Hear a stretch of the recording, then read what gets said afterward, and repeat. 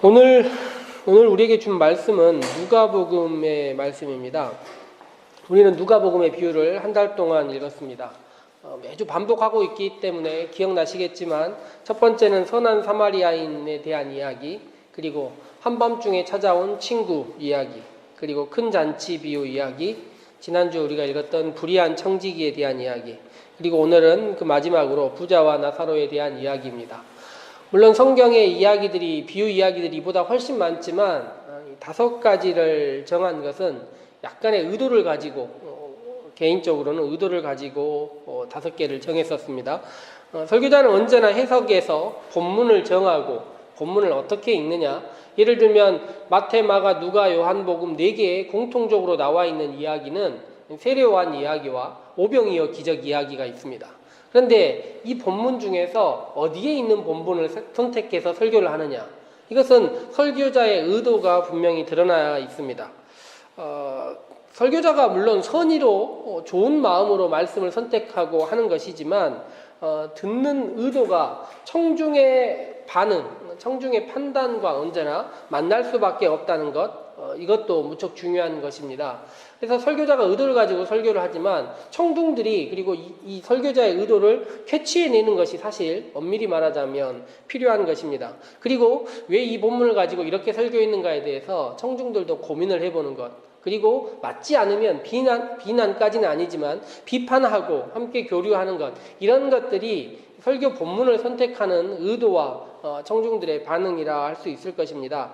물론 우리 성도님들 사람이 좋아서 목사가 왜 이 본문 선택했느냐 이렇게 이야기하지는 않겠지만, 그래도 5개를 선택했고 많은 비유 중에 왜 이렇게 했을까, 이거 한번 생각해 보면 좋을 것 같다는 것입니다. 누가복음은 성경의 시작에 순서대로 기록했다, 나름의 편집의 의미를 가지고 있다 이야기를 했습니다. 그리고 그렇게 성경을 읽는다면 믿음이 더 확실해질 것이다, 이렇게 이야기를 했습니다. 그래서 제가 누가복음의 비유를 읽으면서 우리가 이 비유를 이제까지 이 비유는 되게 모호하고 어려운 비유였다 생각하면 그것을 쉽게 풀어내는 작업을 하고, 너무 쉽고 단순한 거 아니야? 이렇게 생각한 비유였다면 오히려 그 속에 담겨져 있는 의미가 더 깊을 수 있다, 이런 이야기들을 했던 것입니다. 오늘 우리가 읽은 비유는 누가 보기에도 비교적 명확한 비유입니다. 부자와 가난한, 아니면 병들어 있는 나사로에 대한 이야기, 그리고 이것이 어떻게 진행됐는지 나중에 이렇게 살면 안 되는구나 이런 생각까지 할 수 있도록 아마 성경에 배치가 돼 있다 말할 수 있는 것입니다. 성경 내용을 간단하게 한번 살펴보자면 한 부자가 있다고 나와 있는데, 이 부자에 대한 이야기가 몇 가지가 나와 있네요. 부자는 자색 옷을 입는다고 얘기가 나와 있습니다. 당시 지금으로부터 한참 옛날 전에는 이 색깔을 내는 옷을 입는다는 게 쉽지 않은 일이었습니다. 근데 이 자색이라는 색깔이 가장 고급 색깔이었다 흔히 알려져 있고, 지금으로 치자면 가장 명품, 아주 비싸서 다른 사람들 살 수도 없는, 아마 이름도 생소할 만큼의 옷이 아니었을까 생각해 봅니다. 일반 사람들은 그 이름 들어도 알지도 못하고 아는 사람들끼리만 서로서로 그 옷 입었어? 그러면 최고급이었네, 이런 생각할 정도의 옷을 입고 있었다는 것이고, 부자는 겉옷만 신경 쓰는 것이 아니라 속옷도 고운 배옷으로 남들 입지 않는 거, 남들 보이는 장면뿐만 아니라 보이지 않는 곳까지 엄청 신경 써가면서 부로 온몸을 휘감은 사람이다 이야기할 수 있겠습니다. 그리고 그에 대한 다음 이야기가 날마다 호화롭게 즐긴다, 이렇게 나와 있습니다. 날마다 호화롭게, 부자니까 당연히 그렇게 살 수 있겠다 생각할 수 있지만, 당시 사람들은 일주일에 하루를 쉬고 있었습니다. 안식일을 지켰단 말이에요. 그런데 이 사람의 나중 이야기를 읽어봐도 이 사람은 회당에 가서 말씀을 듣는 사람이 아닙니다. 왜요? 날마다 잔치를 벌려야 되니까. 그리고 우리가 누가복음을 지속적으로 읽다가 보면 알 수 있는 것이, 이 잔치라는 것이 무엇을 위하여 사용되는 것입니까? 이웃과의 관계를 강화시키는 데 사용되는 것입니다. 잔치라는 것은 서로 주고받는 것이고, 내가 잔치에 초대를 했으면 그 사람도 나를 잔치에 초대해 주면서 서로서로 이웃의 관계, 그러나 이웃이라 말할 수 있지만 엄밀히 보면 이익을 공유하고 자기들이 가지고 있는 것들을 더 많아지게 만드는 일들을 하는데 최선을 다하는 모임, 이런 일을 하기에 6일은 부족했던 것이고 그래서 7일을 매일을 다 사용해 가면서 그런 일을 했다는 것입니다. 나중 성경을 읽어보면 그렇게 하는 일을 자기만 했던 것이 아니라 자기의 5 형제들도 똑같이 하고 있었던 것 같아요. 말씀을 들으러 갈 시간이 없을 만큼 그들은 그런 시간을 지내고 있었다는 것입니다. 성경은 바로 다음에 다른 한 사람 이야기를 합니다. 그 부자와 단 하나의 문 밖에, 경계라고 해봐야 조그만 문, 그 집에 있는 문 하나, 대문이라 해도 그 문 하나의 경계 밖에 있는 사람, 나사로라 이름하는 한 거지에 대한 이야기를 합니다. 근데 그 거지를 상징하는 것이 첫 번째 단어가 이 헌대투성이, 온몸이 헐고 상처받은 곳투성이라는 것입니다. 그리고 두 번째 나와 있는 이야기가 뭐냐면 약간은 슬픈 구절인데요. 뭐라고 나와 있냐면 대문 앞에 버려졌다 이렇게 기록되어 있습니다. 보통은 거지나 상처 입은 사람들이 누군가 도와달라고 사정하고 구걸할 수 있도록 사람들이 한 장소에 데려다 놓고 다시 데려가고 한다는 것입니다. 우리가 기억할 수 있겠지만 성전 미문에서 사람들을 기억하고 하고 거기서 구걸하게 만들고, 아니면 예수님이 길가를 지나갈 때 길가에서 누군가가 소리를 질렀다는 거예요. 그런데 이 나사로라는 거지는 그럴 만큼의 힘도 없는 사람입니다. 누군가가 베푼 이 사람에게 마지막 은혜가 무엇이냐면 동네에서 잔치를 제일 많이 하는 집 앞에다가 버려버리는 거예요. 그것이 은혜입니다. 그대로 놔두면 죽을 수밖에 없을 것 같고 그대로 놔두면 어디 가서 소리도 못 지르고 아무것도 못할 존재였으니 그냥 그 집 앞에 버려지고, 그래서 그래도 잔치를 많은 집이니 그 집에서 떨어지는 무엇인가를 먹고 살았으면 좋겠다는 것입니다. 그런데 생각보다 이 은혜가 나사로에게는 그다지 좋은 일이 아니었던 것 같습니다. 부자가 나중에 했던 이야기 혹시 기억하시는지 모르겠지만 성경에 보면 자기에게 긍휼을 베풀어 달라 아브라함에게 이야기를 합니다. 그런데 나사로는 그 부자에게 어떠한 긍휼도 받지 못했던 것입니다. 성경에 보니 오히려 긍휼을 누가 베풀었냐면 너무 슬프게도 개들이 와서 그 헌대를 핥았다 적혀 있습니다.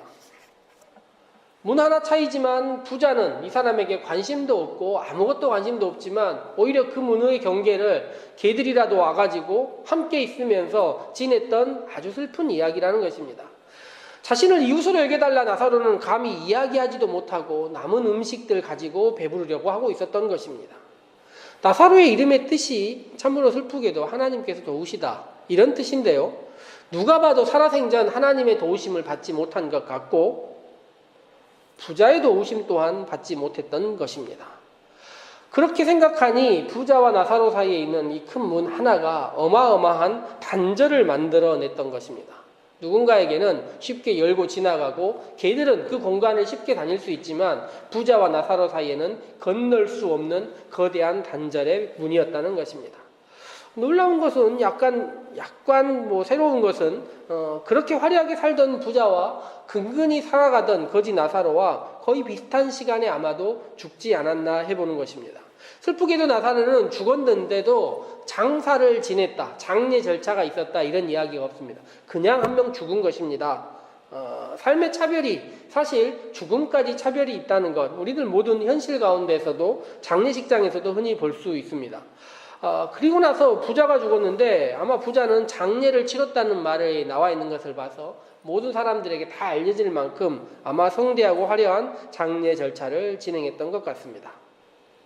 부자는, 그런데 그 이후의 상황이 성경에 나와 있는데 부자는 이 음부, 지옥에 가서 굉장히 고통을 받았다 이야기가 나왔고 나사로는 천사들에 받들여서 아브라함 품에 들어갔다는 것입니다.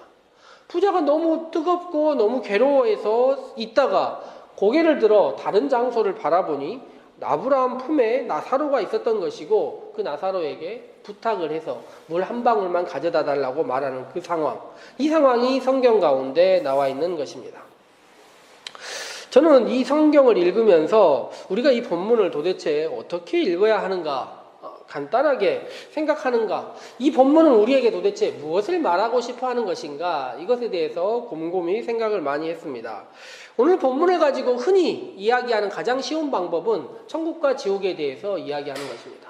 많이 들어보셨겠지만 신약 성경 가운데 천국과 지옥이라는 개념이 이렇게 명확하게 나와 있는 곳이 없습니다. 그래서 이 장소를 가지고 많은 사람들이 천국과 지옥에 대한 설교의 예로 사용하는 것입니다. 그런데 여기서 천국에 대한 이야기가 무엇입니까? 여기 천국이 어떻게 표시되어 있습니까? 천국에 대한 이야기가 아브라함 품, 즉 할아버지 품에 안겨 있는 것, 이게 천국입니다. 우리가 생각했던 천국과 약간 다르죠. 천국에 가면 할아버지가 우리를 안아주시는 거, 이게 천국이라는 것입니다. 물론 할아버지를 굉장히 좋아하시는 분들이 있겠지만 이게 천국의 전부라 생각한다면 여기 천국에 대해서 우리가 이제까지 가지고 있었던 생각과 많이 차이가 있는 것 같고, 또 두 번째, 지옥이라는 곳이 뜨거운데 굉장히 뜨거운 장소 같아요. 그런데 할 말은 또 할 수 있는 장소입니다. 그리고 물 좀 줬으면 좋겠다라고 이야기할 수 있는 장소. 그리고 천국과 지옥은 어떤 분할되어 있는 공간 속에 있는 것 같은데 서로의 대화는 가능한 이런 이야기라는 것입니다. 저는 이 이야기를 읽으면서 이게 과연 천국과 지옥에 대해서 우리에게 알려주려고 하는 것이냐? 전혀 그렇지 않다 느껴지는 것입니다. 그리고 또 다시 다르게 성경을 읽어보자면 가난한 사람을 돌보지 않으면 지옥에 간다. 이렇게 단지 얘기하면 될까요? 가난의 결과는 천국이고 부의 결과는 지옥이다. 단지 이렇게 생각할 수 있을까요? 많은 일부의 해방 신학부터 약간 리버럴한 신학들 가운데서는 이 가난 자체가 굉장히 존중받아야 되는 것이고 그것이 이 천국 가는 길이다 이렇게 얘기하는 경우들도 있습니다만은 저는 누가복음을 우리가 지속적으로 읽으면서 가난 자체가 그렇게 존중받아서 천국을 갈 수 있는 일이냐 그렇게만은 생각할 수 없는 것 같습니다. 누가복음은 갑자기 비천한 삶, 비루한 삶이 천국의 직행이다 이렇게 이야기할 것이라 생각하지는 않는다는 것입니다. 물론 누가복음의 시작부터 가난한 자를 높이시는 하나님에 대한 이야기가 있지만 이 성경을 읽으면서 가난한 사람은 천국, 부자는 지옥 이런 도식만으로 만들 수는 없다는 것입니다. 그렇다면 도대체 이 성경에서 우리는 어떻게 무엇을 읽어내야 하는 것이겠습니까? 우리는 3월 한 달 동안 비유를 쭉 읽었습니다. 비유 이야기의 첫 번째 이야기에서 저는 사마리아인에 대한 이야기를 했고 오늘 마지막 시간에 부자와 나사로에 대한 이야기를 합니다. 사마리아인 이야기에서 우리는 기억하시겠지만 당시 시대의 사람들이 이웃으로 만들 수 없는 사람을 이웃으로 만드는 한 사람을 보았습니다. 그리고 그 이웃으로 만드는 것이 자기의 삶에서 굉장히 위협이 될 수 있고 어려움이 될 수 있다는 것을 알면서도 그런 일을 했던 사람을 보았던 것입니다. 그렇지만 예수님께서 그 다음에 이야기하셨던 큰 잔치의 비유를 살펴보면 사람들은 보통 그렇게 생각하지 않는 것입니다. 영원한 삶, 더 나은 삶에 대해서 생각하는 것이 아니라 우리의 현실과 이익의 공모를 위해서 사람들을 만나고 그 이익이 주어지지 않으면 과감하게 관계를 단절하는 이웃과 친구를 만들어가는 일들을 본다는 것입니다. 오늘 성경을 읽다 보면 이웃과의 관계에서 의도적으로 담을 쌓는 한 사람이 있습니다. 그는 나중에 보니 나사로라는 사람을 알고 있었습니다. 그렇지만 그는 이 사람과 이웃 되는 것, 이 사람과 친구 되는 것이 자기의 삶에 어떤 이익도 되지 않기 때문에 문을 닫은 것입니다. 그리고 그 문을 소통하지 않고 단절의 문으로 사용했다는 것입니다. 그가 마지막으로 생각했던 나사로를 유일하게 이웃으로 생각하는 상황이 무엇입니까? 자기가 최악의 상황에 빠져 있을 때 나사로를 이웃으로 자기와 함께 할 수 있는 사람으로 생각했다는 것입니다. 그런데 아브라함이 뭐라고 이야기를 합니까? 이웃은 그렇게 네가 아쉽고 원할 때만 만들 수 있는 것이 아니라 이야기하는 것입니다. 누가복음 이야기에서 처음 생각할 때 우리가 비유를 처음 읽었을 때 사마리아인 이야기에서 이웃을 만드는 일은 자기의 이익과 무슨 공유하는 이익의 관계 속에서 만들어가는 그런 사람들의 관계로 살지 마라 이야기를 했어요. 그러면서 그 이야기를 시작할 때 예수님과 한 율법 교사가 무엇에 대해서 이야기를 했냐면 영생에 대해서 이야기를 했습니다. 영원한 생명이 어디에 있습니까? 얘기를 했더니 하나님을 믿고 하나님을 섬기고 이웃을 사랑해라. 그런데 그 이웃이라는 것이 자신의 이익을 위해서 관계를 누군가는 끊고 누군가는 만들어가면서 이익을 공유하는 관계로 만들어가는 그 관계에서 영생이 있지 않다는 것입니다. 영생이란 어디에 있는 것이겠습니까? 이웃과 벽을 만들고 단절하고 있는 그 상황에서 만들어지는 것이 아니라 우리 주위에 누군가가 나에게 도움이 필요하다, 누군가가 나에게 손을 내밀어 달라 할 때 그들을 찾아가고 만나는 일, 이것이 영생의 하나의 길이라는 것입니다. 추후에 보니 이 부자가 아브라함에게 이야기를 합니다. 뭐라고 이야기를 합니까? 나는 이미 안 되겠구나 생각을 한 거예요. 이곳에 와 있으니. 그러니 아브라함에게 부탁하기를 뭐라고 이야기를 합니까? 우리 현실에 가면 지상에 가면 우리 5 형제가 있는데 얘들이 지금 나하고 똑같은 삶을 살고 있다는 거예요. 이웃이 없고 자기들이 삶을 단절시켜가며 필요한 사람들과 만나고 살고 있으니 나사로를 보내가지고 그 사람들에게 다른 생각을 갖고 이곳에 오지 않게 해달라고 이야기를 하는 것입니다. 그럴듯하지 않습니까? 그랬더니 아브라함이 뭐라고 이야기하냐면 안 된다는 거예요. 거기에 누가 있다는 거예요? 모세와 선지자. 모세와 선지자라는 말은 우리의 일상 가운데 주어진 말씀과 매 주일의 예배라는 거예요. 그랬더니 이 부자가 뭐라고 얘기합니까? 이 사람은 아브라함이고 누구고 할 말이 있을 때는 끊고 자기 얘기를 해요. 그런데 뭐라고 이야기를 하냐면 아니라고. 죽은 사람 가운데 살아난 사람이 있어야 그 정도 돼야 말을 들을 거라고 이야기를 하는 것입니다.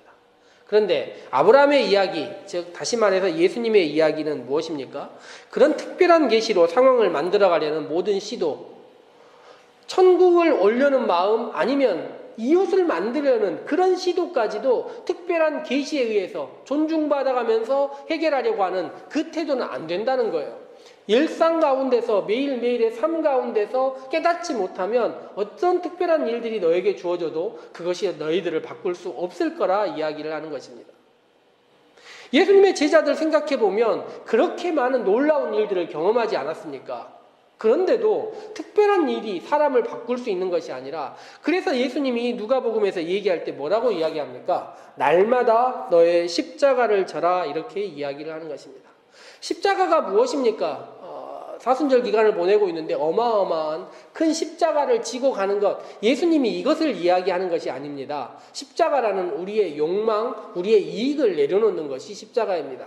그리고 이제까지 보지 못했던 내가 남들과 쌓았던 단절들을 내려놓고 그 단절의 문을 헐고 새롭게 이웃을 만나기 위하여 노력하는 것, 그것이 우리에게 어떻게 보면 날마다 져야 할 십자가라 이야기할 수 있는 것입니다.